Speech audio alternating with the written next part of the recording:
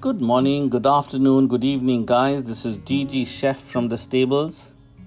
Today we are being bold and brave. The showstopper in our curry today is, believe it or not, watermelons. Sweet, crispy, juicy, and absolutely the star in the recipe today. Follow me through this simple, short, and quick recipe. Let's start by scooping balls of watermelon, deseed them, keep them aside and chilled. So this watermelon curry, which is actually a leaf of faith, it is a radical dish, will blow your guests' mind out. And we use these for the gravy, and you can easily convert this into a juice or a sorbet for an after drink. In a pan, add 100 ml of oil. When the oil is hot, crackle some cumin seeds, 1 teaspoon should be fine. Then add 1 teaspoon of chopped garlic and 1 teaspoon of chopped ginger.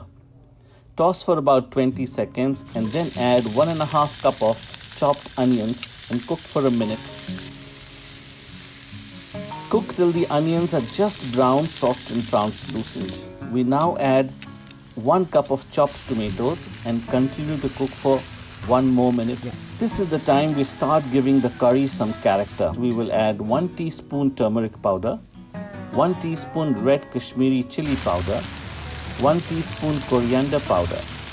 Mix this well to ensure that the spices cook and release their fragrant oils. We now add salt to taste and half a cup of beaten yogurt.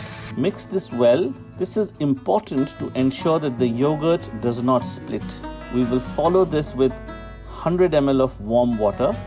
It will reduce the temperature to avoid overheating, enable better cooking and allow the time it is required to blend the spices together. Cook for about 30 to 45 seconds and then gently add in the watermelon roundels to this. Toss for about a minute and serve this garnished with chopped cilantro and dollops of cream. There you go, guys. It is a leap of faith, but one leap you will not regret. I invite you to try this. The sweet, juicy watermelon in a spicy, tart sauce is everything you need to be blown away. I enjoy making this and surprising our guests. It has been a winner all the time.